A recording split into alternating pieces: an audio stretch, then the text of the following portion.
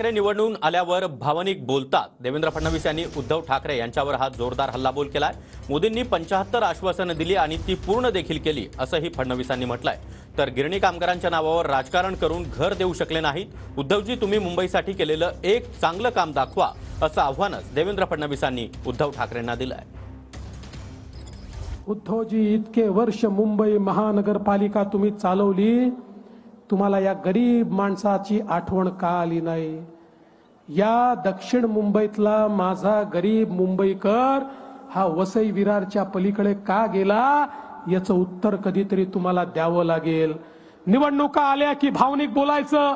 त्या भाषणामध्ये म्हणाले, आधी नरेंद्र मोदींना विचारा त्यांनी दिलेल्या आश्वासनाचं काय झालं। अरे, नरेंद्र मोदी त्या व्यक्तीचं नाव आहे ज्याने 2019 साली 75 आश्वासनं दिली होती आणि त्याचा लेखाजोखा सादर केला आणि सगळी 75 आश्वासनं पूर्ण करण्याचं काम हे मोदीजींनी केलं।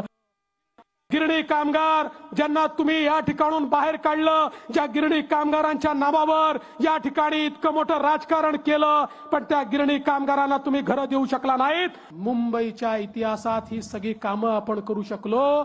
माझा सवाल उद्धवजींना आहे, उद्धवजी, तुम्ही तुमच्या जीवनामध्ये किंवा या राजकीय आयुष्यामध्ये मुंबई करता केलेलं एक आयकॉनिक काम दाखवा। 2.5 वर्ष तुम्ही मुख्यमंत्री होतात, त्या 2.5 वर्षामध्ये माझा परिवार माझी जबाबदारी, माझं कुटुंब माझी जबाबदारी, इतरांचं कुटुंब मोदींची जबाबदारी, अशा प्रकारेच तुम्ही वागलात। सामान्य मुंबईकराला तुम्ही काहीच दिलं नाही।